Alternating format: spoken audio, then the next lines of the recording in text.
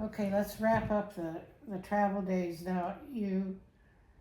Oh, I had a question. When did you discover Sunshine Resort down in Parker? Was it during that year you were traveling around? Yes, in fact, that was one of the times we had stopped nearby and we were in Lake Havasu. In fact, we had met Jim and Angie's brother and sister, or sister and brother-in-law down at Lake Havasu, and went fishing there and so on. And naturally, it was the norm. We'd drive around and check places out, and we'd been in the river on that river section before years ago with the boats and so forth, with Right, the kids yeah. and so forth. So I was checking it out. We drove into this one at Sunshine, and could we use your Wi-Fi? Yeah, come on over, use the Wi-Fi, and talk to them a little bit and that. And we were planning on coming back through that area a couple of months later in March, and wanted to know if we had room. And he said, "Well, yeah, I'll have a spot for you." So I said, "Great, we'll be on back in March." And we also met up with Kurt and Betty at another lake down there in Arizona. And this is again 2004. Well, no, 2006 or 7. 2006. Anyhow, they were looking to find us another spot. They had been traveling around as well, and I said, "Well, come on down there, and I've got another week and a half at this place." Called him up. Mike said, "Yeah, he's got room for Kurt." So Kurt went down. Anyhow, Kurt spent a full month after that year. And At Sunshine. at Sunshine, and then he came back the following year, pretty much by himself. Betty didn't make that trip with him, and that pretty much started us back. Said, "This makes nice headquarters down here, nice time and so forth." So it was Mike and Cheryl, what's her name? What's her last name? Charlton. Charlton, yeah. Charlton. Mike Yeah. and Cheryl Charlton at the Sunshine Resort. Right. Nicest people. And you got to know people in the camp Yeah. at that time who became lifelong friends. Well, yeah. Chuck and Marlene were some of the first couple that we met down there. Chuck and Marlene Brown. Yeah. And they were just about the last of our very first year. Those people in the first year that we were there, they were the last of. They were still there. They were still there. In fact, they're still there now. Yeah. They were coming down generally from 1st of January, but the way things they got wrapped up so that Mike wanted everybody, much as he could. He couldn't guarantee 3 months at a time. He says, "I can guarantee you 5 months, but anything less than 5 months, you'll have to pick and choose whatever I've got space for." So anyhow, that was when we hooked up with, started there. And so you'd end up going there from October through March. Yeah. From going and forward. then travel for a month, 6 weeks, and then back to Ryan's Beach and that type of thing. Yeah. And how did you find Ryan's? Again, we were working there on Jill's Ranch before we retired. Mm-hmm. And doing exploration, and we actually even did the canoe trip down the Russian River. Oh, you did? Yeah. And we kind of liked that area, and we were out there looking for it and so forth. And like I said, once we put our house up for sale, we had pretty much gone into the retirement mode. we saw an ad in online, I think it was, and it was for Carol's trailer. Carol Shamati's Yeah. trailer? Carol Shamati. And anyhow, we got out there, and we found out when we arrived that she had already sold, or Carol had already bought it by then. So she bought it just days before we got to it. Oh, okay. And there was a sign on another trailer that happened to be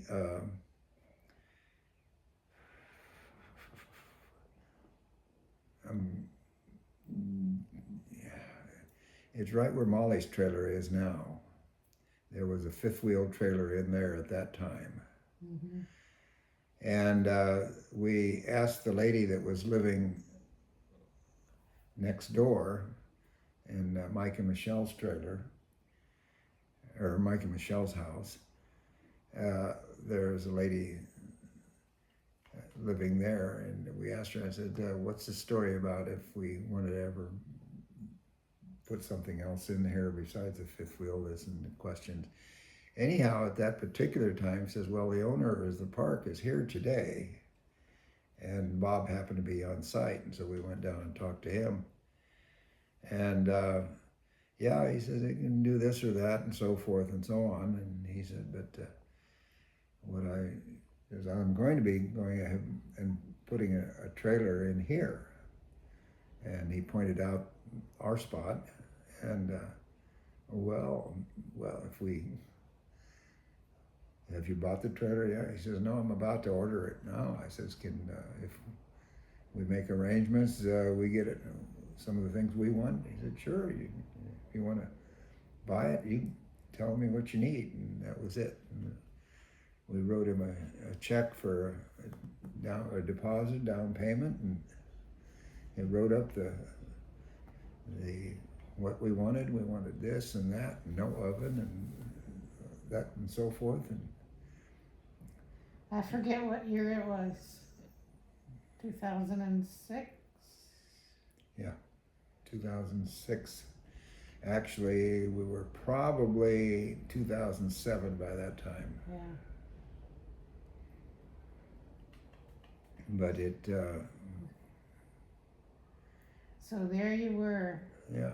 And again, the site next to him, it was probably, and still I think, one of the best sites in the whole park. That's right. And when he says, yeah, well, I'm going to be putting one here, are you interested? You bet. Where's right my on check? the river. Where's the river. Where's my checkbook? Yeah, that was awesome.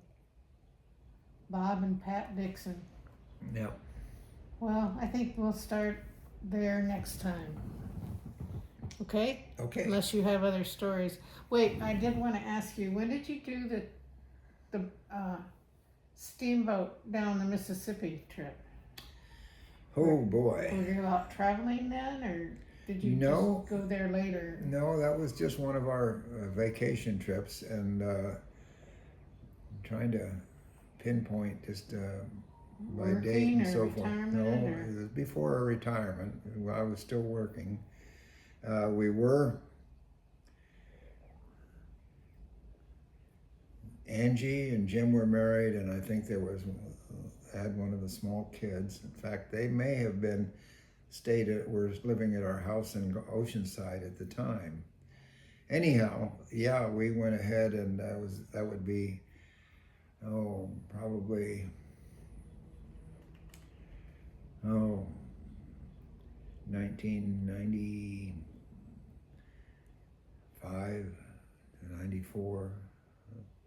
Someplace in there, 93, someplace in there. But we just running across this steamboat, run the Mississippi, or the rivers in the back. And so we did a 5 or 6 days on the steamboat and rented a car in Cincinnati and drove around through Cincinnati and Kentucky and then flew home. But that was a fun trip. Unfortunately, that steamboat is no longer operating. It was built back in the turn of the century. Two of them. It was built in Sacramento, of all places. There was the Delta King and the Delta Queen, and they used them to go from Sacramento to San Francisco. Yeah. And the Delta King is currently a restaurant tied up, or at least on the waterfront in Sacramento. We've been there. Oh, Or you I've have? been there. You've been there. I have not been there. But anyhow. I wonder who that was I was with. The Delta Queen was actually towed down through the Panama Canal Oh my gosh. and back up into the Mississippi. And they did about another 5 years of trips after we took it, but the regulations on boat passengers or on commercial passenger ships started to forced it out of business because it was all wooden hull and this kind of thing. It didn't have certain procedures and so forth, like lifeboat drills and life. And I said, well, good grief, you're on the Mississippi River here. You're on the riverbank. You're 100 feet from shore at any time. But anyhow, it had several waivers, even from Congress, to continue using it as a boat on the river. But then they finally run out of waivers. I followed it for a while, and the last I heard, it was pulled up in some bayou back in the on the Mississippi someplace, and they were trying to get it restored, and they started a group, a restoration foundation, and never went any place. And I think it probably is sitting on the bottom someplace now, but it's gorgeous. Well, any special stories of the trip on the boat when you and Linda went on your vacation? Well, we got to spend the evening at Jeremiah's in Paducah with all of the staff on the boat, all of the waiters and so forth. The couple we got. Was that unusual? We were one of the few customers when all of the staff went ahead on to Jeremiah's. We were one of the few customers, or the clients, that happened to be there that evening. Oh, okay. And the couple that we got set with, a table for four, and that was a couple that was from Southern California. He worked for Disney, and he had started as just a summer job. It worked into it, and he was a Disney executive by the time we met him on that trip. And they turned out they had a place on the Sunset, on the strip, the Parker Strip there, on one of the parks closer to Parker. They had their own house in there. And so we came back and finally... On the other side of the river then? No, it was on the California side. They've got a couple of parks, three parks down near Parker. Down near the bridge? Well, before you get to the bridge, before Yeah. you go for the dam. But anyhow, it was fun meeting them. Yeah. But nothing earth-shaking. It was kind of a fun trip, driving around, seeing where Colonel Sanders got his start in Kentucky, and finding out what red-eyed gravy was, at least in that. Red-eyed gravy is just scraping the grill and put it with some Pepsi-Cola. Uh-huh. That was at least Their version. Their version. Yeah. But yeah, it was a fun trip. All right. Well, let's quit there.